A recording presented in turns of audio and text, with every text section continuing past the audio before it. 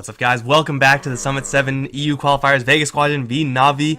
It's going to be going into Game 2 now, as Vega did thrash Navi Game 1. This draft was way too fast. These picks happened in actually 10 seconds. So, yeah, we have ourselves some heroes. I'm Mike Loris, going to be joined by Kefka for this second game. Navi slam pick Darkseer Slardar, no hesitation.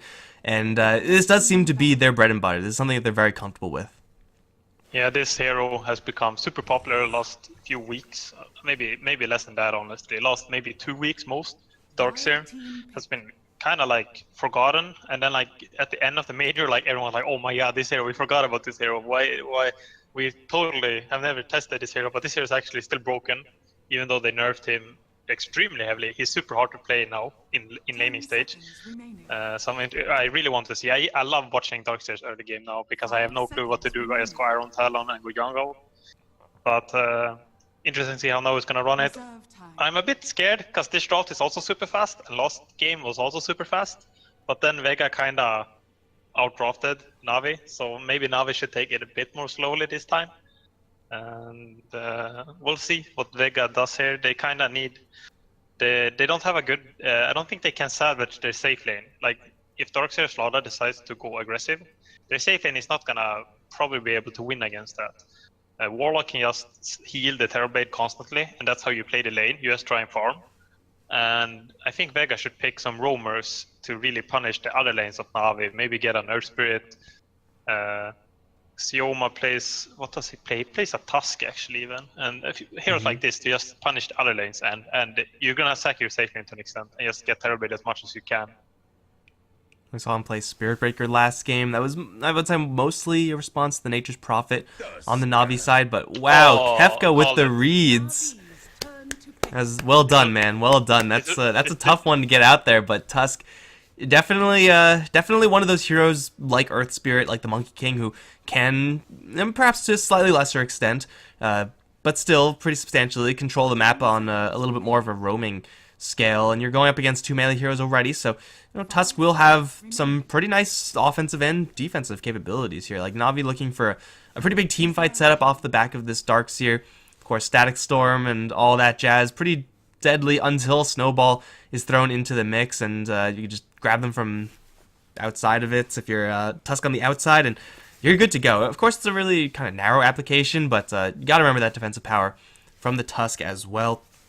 Vega Squadron, as you said, will probably just leave this Terrorblade kind of out to dry, and for Navi, their draft pretty quickly as well, but you know what? They're not going into this like super narrow strategy where they're not picking up any team fight and just going for like global heroes who are pretty easily hard countered. I mean, Darkseer has his counters. Disruptor, is a very utility heavy hero, not really super damage heavy, but I think this is a really good, or much better at least, opening for the Navi side, because they can still go late with this draft, or if they really wanted to, go super early. Oh, Pit is void. Yeah, I like Navi's draft, especially the 3 first heroes. Like if you have Darks there and then like 1 or 2 heroes to combo with, you're gonna be strong even in late game, even if the other cores are kind of weak, as Darks is that type of hero. And the Void is being picked up. This is kind of rare. I think Pycat might be one of the few carries that actually tends to pick this hero every now and then, even though it's still rare for him. It's even rarer for other teams. So it's pretty good with Darkseer, especially Iron Shell early. You don't actually have to Chrono, because usually what happens is like Void is only good in Chrono. But with Iron Shell, you have like a little bit more than only that. And I think it fits the lineup so far. However, Void is, I think that hero is pretty unsure, like how strong is that hero really?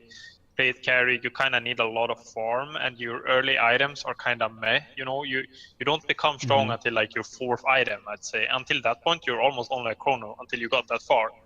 So he has some weaknesses, but it's kind of hard to like okay, Void is bad, so Vega are gonna pick something that hard counters him. It doesn't really work that way. It's just that I'm not sure how strong this hero actually is, and Vega should probably go with the offlaner now to match up against the Void.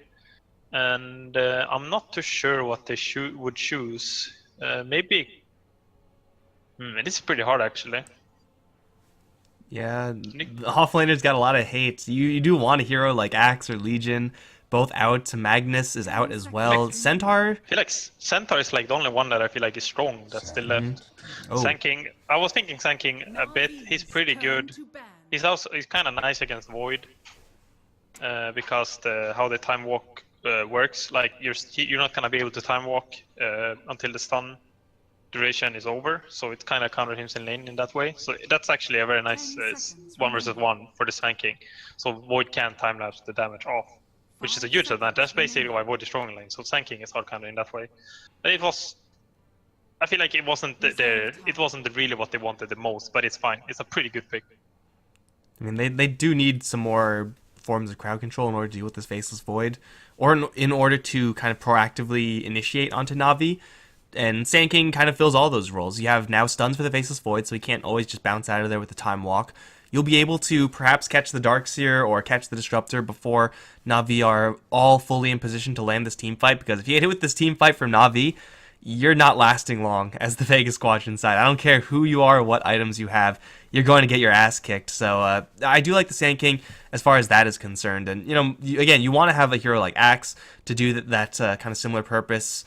Sand King, I think, does it pretty well, and we could see the Puck being banned out for a very similar reason. Like, Vega Squadron do need the ability to start the fights on their own terms, and Puck is probably the premier initiation hero from the mid lane, at least. There aren't really many others that do it as well as the Puck. Yeah, both teams need a mid laner. I feel like both teams have kind of a lot of options, though. I feel like most things are like filled already. Na'Vi have like everything, they have like Darkseer can split push well, Void can push, they can also team fight all of them well. They maybe would prefer some like more reliable, constant team fight damage, because they have big ultimates, but no like constant like Lina spam or something like that. Vega, I feel like also like they are a bit even more open. I'd say probably want a bit more carry heavy, while Na'Vi doesn't really need to pick any sort from that way. So I feel like the hero that's been coming out a lot lately is the Death Prophet, and I'm thinking one of these teams will pick it up. Not sure who though. Ooh. I was gonna say OD. Just get some more defensive power up against these ultimates. Have a solid lane matchup for whatever lane opponent you're going to be going up against. But screw that. That's boring. Got Mirana picked up from Vega Squadron. Haven't seen this hero in actually months. So yeah, we'll see how well this hero is able to perform. Again, another proactive initiator.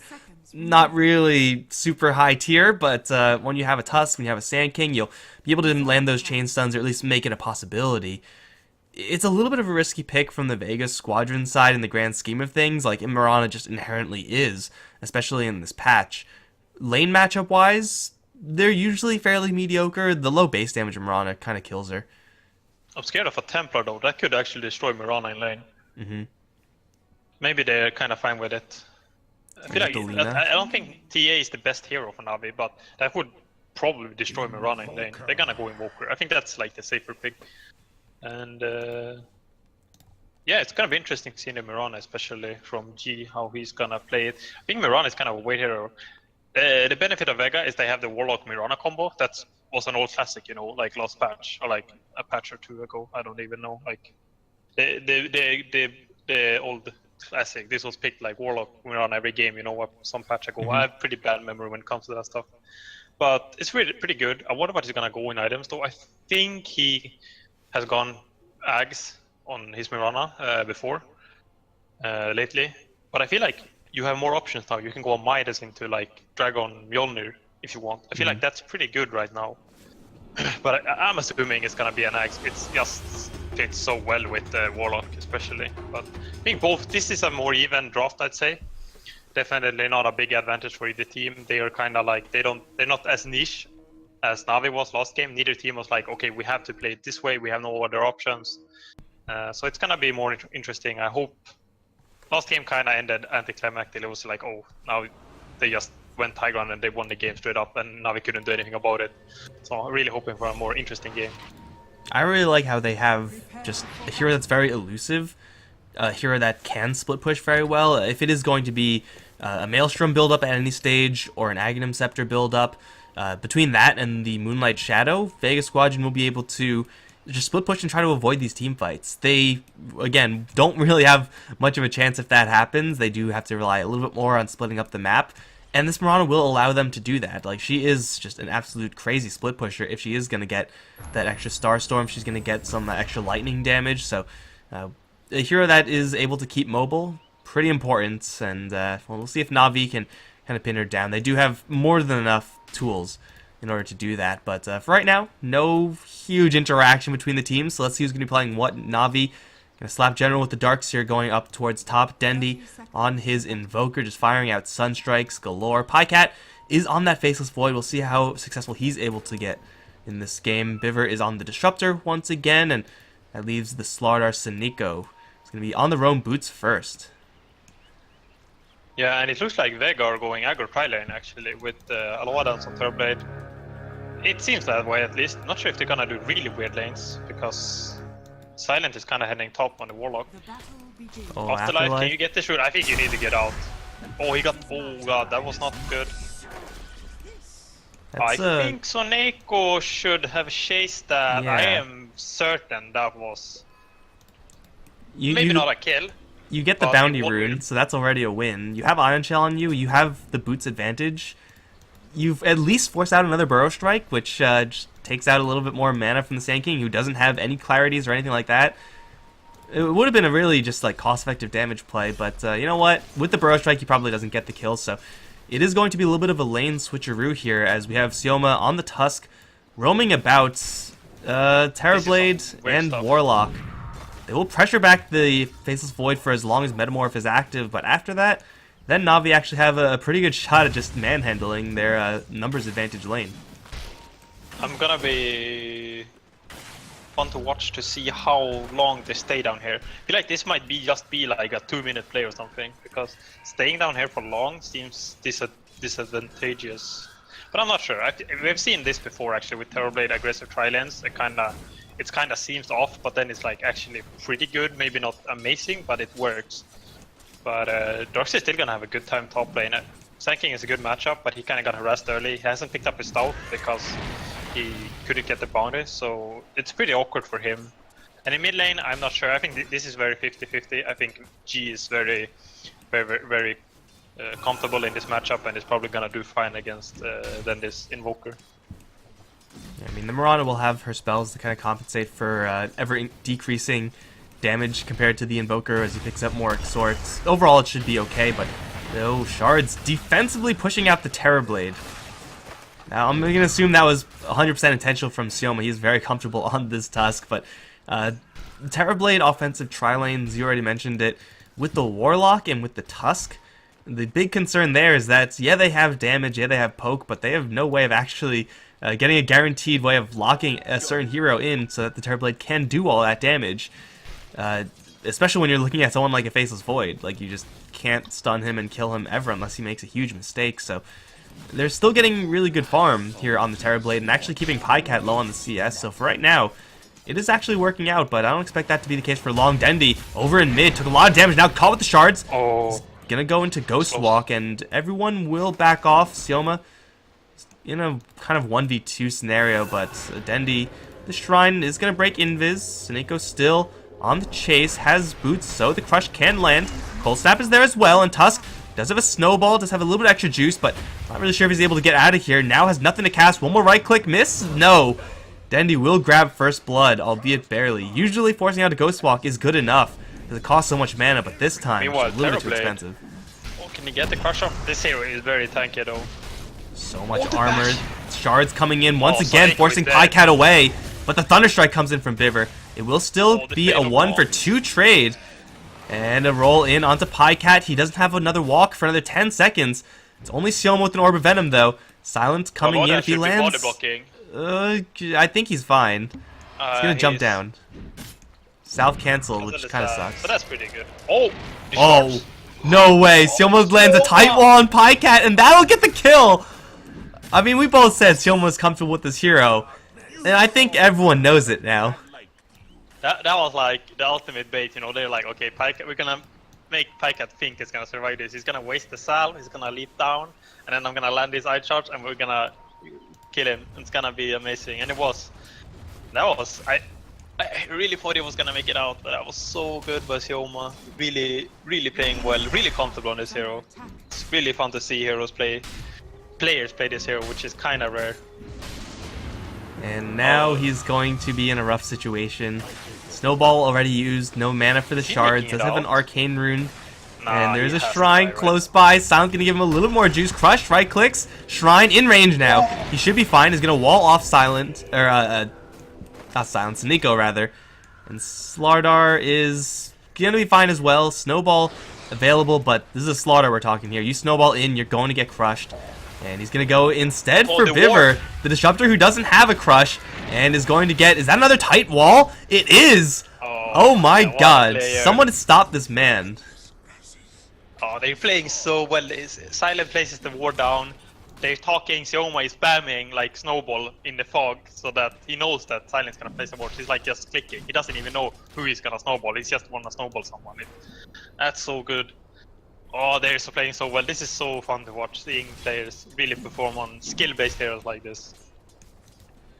Now the real challenge is, what can they do to Pycat? They've been again keeping him down in CS. They're gonna roll in, forcing out the time walk a little bit early. Metamorph now is active though. Pycat is in the trees.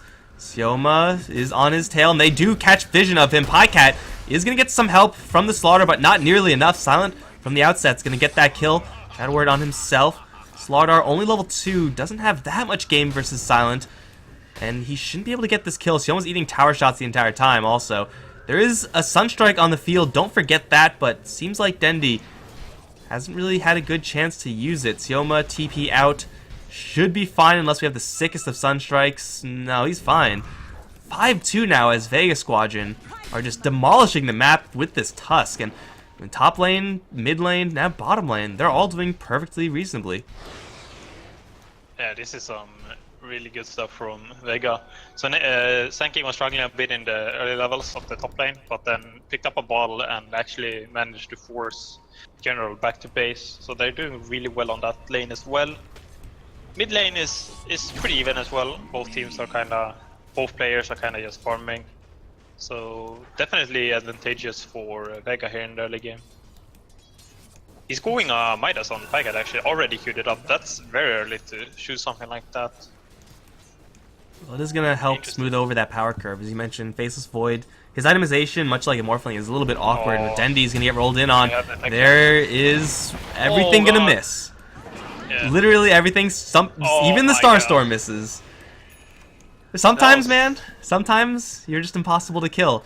Although Sioma, the Shadow Word, never mind, he's dead anyway. That wasn't a miskill. That was all calculated. That was another you baited. We're gonna make you think you're gonna survive. So you do something and then you're gonna die either way. Oh, that was. I was actually about to laugh. Like everything missed. It was kind of pretty good comedy there, but. Oh, how does Snowball interaction? Okay, that's the interaction. He is dead.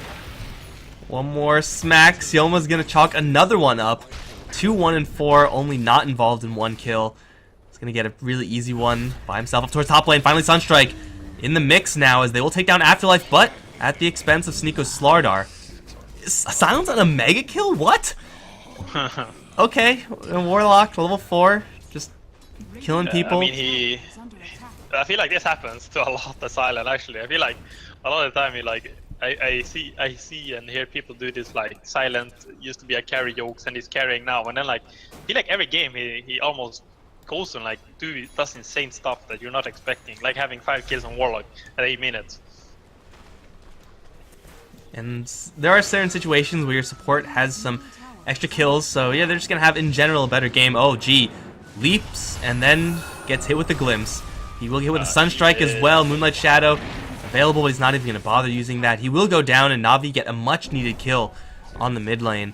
But you're getting this acceleration, these kills on the Warlock in particular.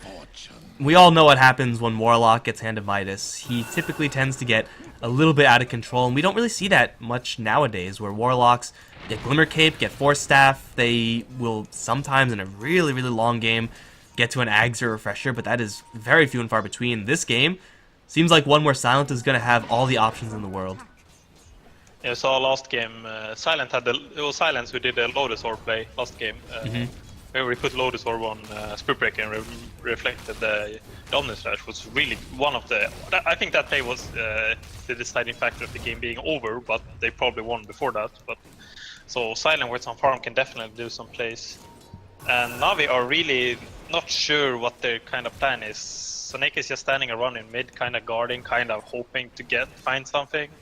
So they are really not sure how to proceed with this game right now. Well, Midas's on the Navi side will kind of lend them a longer-term game plan. Obviously, you do want that acceleration on the Faceless Void. You want that leveling acceleration and gold on the Invoker as well. It does seem like Navi at this point almost forced into a little bit more of a late-game play, but Vega not going to give them that chance. Sioma, indeed the Slayer, and G, they are going to team up and look for a perhaps loop around on Dendi. This seems like a kill that's probably not happening. Maybe on Soneko, but that's not the most valuable kill. I guess they're gonna settle for it. Or will they? Snowball, arrow. At least the shards land this time. Starstorm should get the kill. Oh! And Sunstrike on Sioma will get a return kill. Yeah, Snowball into arrow isn't really a combo, so the fact that they're missing it is not that surprising, but hey, there's a Terrorblade here as well. And where Terrorblade goes, usually towers will fall. Well, actually, Navi, they're going to assemble the troops here. Beaver does have a glimpse. Oh, pathing! No, Beaver! Oh, he was about to get in range, but then he pressed downhill, so he ran. He started running the other way. Oh, they're drawing now. Yeah. Trying to explain what happened. That was... But Meta used that lead for Vega, so now we get some space with that, because they can't really do much aggressively while Meta is down. So they are pretty happy about that. Midas on Invoker, Void is getting close to his as well, so they're gonna go for this late game build up. Warlock, though, does have his ultimate. Sand King, I guess, has his ultimate as well, but really looking for that Blink Dagger pickup is most likely not going to be aggressively wandering anywhere until he gets that item. But that doesn't mean he's not going to not participate. He has buddies coming into his own lane. With these ultimates and the amount of control they have, they can smash these heroes if they do get a Burrow Strike to open up. And Afterlife now has an opportunity to start with that Burrow Strike onto the Slardar. Is going to get some help with the Chaotic Offering. Snowball going to arrive as well. They're going to focus onto General with the Tusk. Vacuum back. Not going to do anything. And now, well, they'll just say, okay, General, you can live, but the Slardar, you cannot. They'll get another kill. 4 deaths on the Slardar so far, and it is a little bit expensive. You use the Chaotic Offering for that, but hey, you push the wave, you see what you can get. Maybe get this tower down, and it's a little bit closer to the Sand King's Blink. Yeah, not the best trade for Vega though, using a Golem for support. And can they go for General? Going for General though. Oh, Snowball from the trees, shards to lock him out for a Burrow Strike to land. Textbook Tusk right there. It's kind of that's some confident play, because if he misses those shards, this is probably ending up him dying to some random stuff, a TP in and a Sunstrike like earlier. Oh, bottom. Over this place. The Terrorblade got dropped down to like 50 HP, and now he's gonna turn around with the Sunder. Burrow Strike on the Pycat. I thought for sure he was gonna go down. With the Moonlight Shadow, they were forced to use the Chronosphere just to make sure that they see him still to right click. But even with the Sunstrike landing, at the end of the day, this Terrorblade is an armor monster, and for Navi, they're not really dealing with that much damage that's not physical, so Terrorblade squeaks out his survival and a kill on Pycat, no less. The Vega are just playing amazingly right now. I think Pycat, he picked up Midas before he died at least, so he's like at least somewhat happy about that. If he died before he got the Midas, that would have been really bad. So a bit of redemption there. G is going for the Axe as well. I don't really have a problem with this. I would love to see some other builds though. I feel like this is what everyone does, or like used to do, so if you're picking it now, maybe do something different would be cool. It just synergizes so well with the Warlocks, I can't really blame him though. After I picked up a Blink thanks to that as well, which is, hopefully he's not going to show it here, and probably wants to get a pick up with it. He has Epicenter, so Soneko will probably die to that, unless he shows it. Okay. Yeah, now they definitely know about it. He walked into an Observer Ward from Navi as well, so full intel from the Navi side, but knowing about Sand King with Blink, and actually doing something about it. Two drastically different things, since his initiation range is just going to be so high, especially when Moonlight Shadow gets used. It does seem like Vega, they have the run of the map right now. Still mid lane tower, an objective that they want to bring down just so that they can get more kill opportunities across the map. And, I mean, it probably will fall, it's already super weak, but they're looking for a kill on top of that, and it will be onto this Disruptor. Shards can limit his space, but not really do all that much. Mirana Arrow will connect from nowhere with the stars to fall. That'll be the death of the Disruptor, and that will guarantee this tower as well. Yeah, pretty nice rotation. G's like, I'm just gonna try and get a free kill and then take the tower. Efficient movement, Terrorblade not needed for that. Just G and a random Sioma spell. Oh, Invoker. This could be really bad. Full Epicenter channel, vacuum back, but there's no follow-up, and now the Chaotic Offering is going to drop. They do Chronosphere, only the Warlock, a completely useless target at this stage. Burst Strike through with the stars to fall. That'll kill off the Slardar. And we see that Chronosphere did, well, a big lot of nothing to this Warlock. Sioma still looking for Pycap, perhaps. Not really sure if that's in the cards, but Sigil actually going to see Biver. Maybe just on the edge. Either way, it's still a 2-0, and Na'Vi don't really have that many big ultimates left. Now the Shards and the Blink Forward from Afterlife. They're going to chain stun Biver and kill him off in an instant with an illusion from the Terrorblade, whatever works. And they're going to group up on this top tier 2 and get that as well. Na'Vi have all these big ultimates, but you know what? If you're only using Chronosphere on the Warlock, who already dropped the rock, it seems like this Faceless Void at that point is just an irrelevant hero. Yeah, the problem is that then is basically all the damage in Chrono. Pyka doesn't really do any right clicks at this stage, so they really need Dendi to be alive to just sunstrike a target and in a Chrono, and that person will at least die most likely. But now they kind of threw all their ultimates that they kind of can't afford to just spend like this, and now they lost 2 towers, and the map control is gonna be so much in Vega's favor that this the net worth and experience graph is just gonna go snowball in Vega's favor now. And I feel like Na'Vi doesn't really have much options. They can contest Roche, but they I think they need to really look for late game now, like almost give up everything to just get as much as they can themselves, and maybe counter when Vegas try to gank like they're doing now. But there's it seems no like counter. Dennis just gonna die. Yeah. He has a lot of creeps here, so landing an arrow... Okay, never mind. Well, all the creeps are going to leave him alone, and now the arrow's going to chain stun. Epicenter as well. Ghost Walk not going to save you here, Dendi. And he will get picked off. You have to make those plays as the Invoker. You have to push the waves out. You have to try to get as much farm as you can possibly get. Because, you know, there are only so many safe places to farm. Your Slaughter desperately needs his Blink Dagger, and...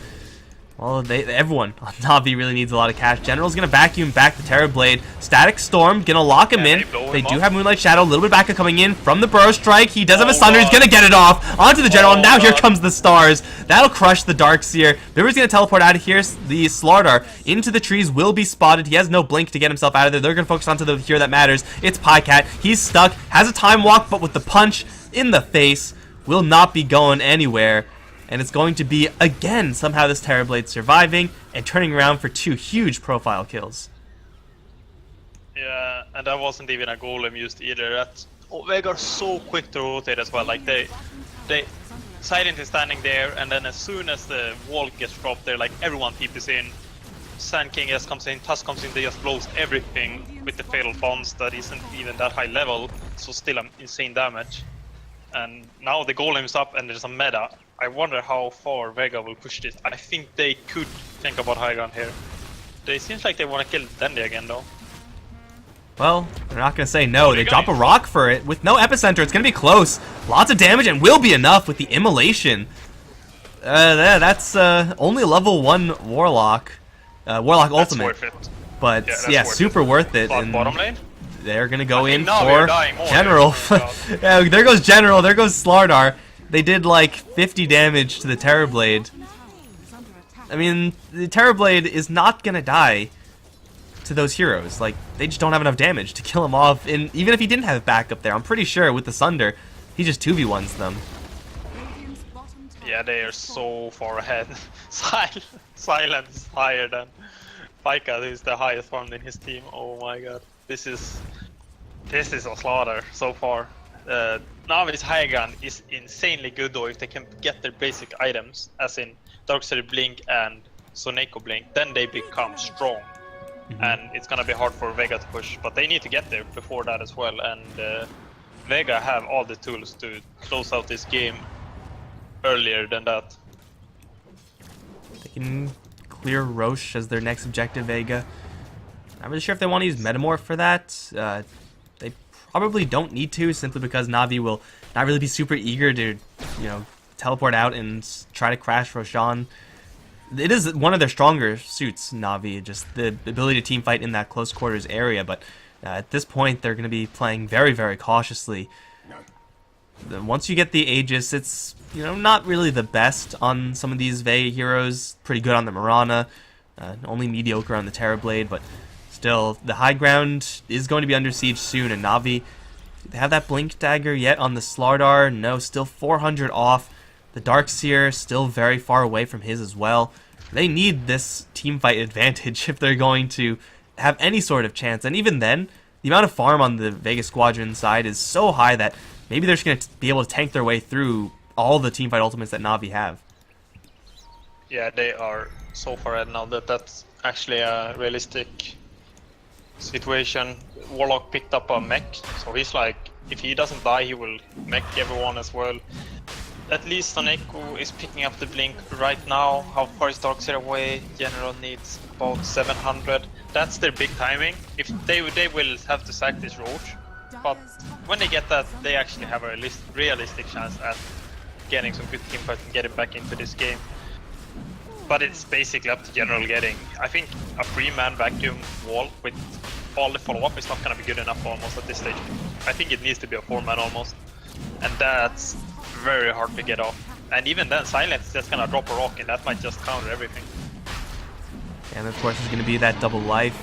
Terrorblade with a bottle this time is going to very skillfully get a double damage rune to spawn. So, another plus 140 damage. Not too bad, not too bad at all. Vega Squadron, usually when you pick up an Aegis, you run the map a little bit, keep your heroes farming. They don't really have to at this point, since they do have that double damage. This is the strongest Terrorblade is going to be for a very, very long time. And Na'Vi, Blink Dagger check, yes on the Slardar, no on the Darkseer. This is going to be really tough since only the Terrorblade is needed to poke at that high ground. By poke, I mean demolish. They're going to Burrow Strike onto the Darkseer, out of chain stun, Starstorm double. It's going to almost be enough to kill him off, and he will go down.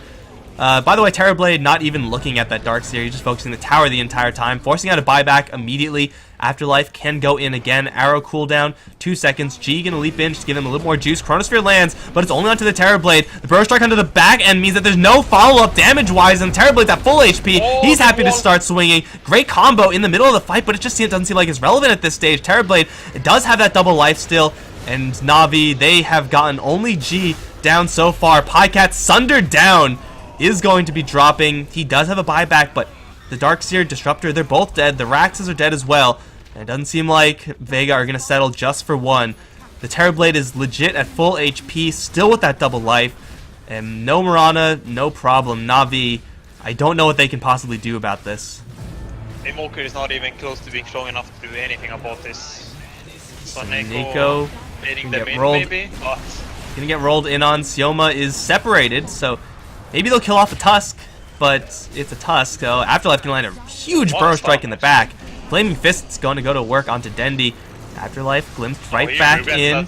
Sandstorm out. Soneko still alive, although dropping very quickly to an illusion. Afterlife is also still alive. I mean, this is a level 16 Sand King we're talking here. Rax on bottom will survive as well. And Vega will call it quits, at least for right now. Maybe going to fill the tanks, wait for some cooldowns, but the damage has already been done. Like, Rax mid, a bunch of buybacks being pulled out, and Vega lost 2 heroes. Tusk died. Did anyone else die? G died like very early on. Okay. Yeah. Yeah. I mean, this Terrorblade is just. This is the same story as last game, but even worse, honestly. I guess Terrorblade is not as bad as it was last game, but his teammates are also mega fat, so kind of makes up for it. They need the blink on Darkseid. They can't do anything honestly without it. Like him having buyback, I wonder if they almost just sacked the Rax just to getting that blink. That might have been the better decision. But even then, Vega are so far ahead, they can play it so easy and not even be close to each other because the Terrorblade It's basically unstoppable. Gonna get a crew of illusions, has Afterlife with the blink behind him, as well as G's arrow to follow up, and they're gonna go first for Dendi. So much damage from this Terrorblade. Dendi will survive, and they'll drop a Chronosphere again, only onto the Terrorblade. There's no damage follow-up because G is gonna jump in and assassinate Dendi. Terrorblade barely took a scratch from that. Huge 3-man Burrow Strike from Afterlife, and the Snowball follow-up, chain stunning perfectly. Static Storm does drop onto 2, but no one's focusing this Terrorblade, who's just carving through Navi. General's the next one to die. Pycat and Dendi just versus Terrorblade. I don't think they have a chance there. The racks will fall, and that is going to be GG. Man, I thought game 1 was convincing, and then game 2 happened. Yeah, this just became a disaster so fast for Navi. They really focused Dendi this game. When he was pushing, they committed a lot to kill him. And then Navi tried to respond by killing people on the other side of the map, but Vega were just too ready and too strong for that, and just killed on both sides of the lanes. Then 2 times in a row, similar things like that happened. And I don't know, I kind of want to call it an outdraft, but I don't feel like it was an outdraft either. I feel like Vega just really capitalized on the small mistakes from Navi. I mean, Navi have... I'm not really sure if the Faceless Void was necessarily the pick. It does seem like perhaps overloading on Teamfight. Maybe you can make that argument, but at the same time, this Faceless Void was under the gun for the farm race, so he was really struggling in that regard, especially when compared to what the Terrorblade was getting. His Chronospheres didn't get them a single kill, right? Like, every single time it was only on one guy, and it was mostly on Terrorblade, and he just sundered immediately afterwards.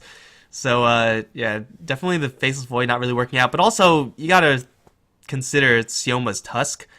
I don't care what heroes you have. If you're facing up against a Tusk that's playing that well, what the hell are you supposed to do, man? Sioma was doing some unrealistic things on this hero. His early game was beyond godlike. It was so good, and I think Navi, they just weren't sure really how to deal with him. And then when mid game hits, they're trying to greed. And they should be for sure, but they're not. They needed their timings to hit a little bit before they hit. They needed the Darkseer Slaughter Blink combo earlier. That combo needs to carry them until the late game, where Void and Invoker can start doing some work. But they didn't manage to get there, and then the buyback on General to try and save mid-racks. It's just, from that point, it's basically game over. You really needed that Blink. Even skipping mech might have been worth it, even though I generally don't think that's a good option. But they needed to be able to teamfight Vega, and because they were not split pushing at all, Vega were punishing everything. Mm-hmm. They needed to be able to start a fight. Every single fight that started, I mean, you could blink Chronosphere or Time Walk Chronosphere, but Sand King, Mirana, Tusk, all able to bypass that bubble and get to the soft backline of Navi. No real follow-up because they couldn't initiate fast enough with enough heroes, but always a bummer when you have just one best of 3 and it goes 2 games that are both like 30 minutes long. Really awkward for everyone involved, but you know what? It's still going to be Vega to move on to the next phase of the Summit 7 qualifiers. Their opponent not revealed just yet. It's either going to be Alliance or Cloud9. We're going to be playing tomorrow, I think, at the same time. Yeah, tomorrow, same time. So they will have an opponent there. Navi are going to still have a shot, I believe. This is a 2 teams advance, and there will be a lower bracket. So Navi aren't out, but they do definitely need to reevaluate where they stand, because Vega just absolutely destroyed them. Guys, if you enjoyed the games, there are going to be, I don't think any more from Summit today, but you know what? Summit is still very young. The qualifier is still young. Be sure to stick around for that. If you're not following Beyond the Summit, what the hell are you doing with your life? If you enjoyed the casting, I'm Mike Loris. You can follow me at Mike Loris on Twitter. My co-caster Kefka, you can follow him at Kefka Dota. It's all in the title, and you guys can figure it out yourselves, I'm sure. Do you have any final words before we shut this down? It's still early after the major. Teams haven't adjusted. Now we have just started bootcamp. They have way more to show. Don't think they're bad just because they lost one game. They might be looking incredibly stronger next time they play and just demolish in the same way Vega did now. That's all I want to mention. And the chances of Twitch chat taking that to heart are very low, but it is a good sentiment for sure. I'm very naive here. They have a lot of potential as long as they are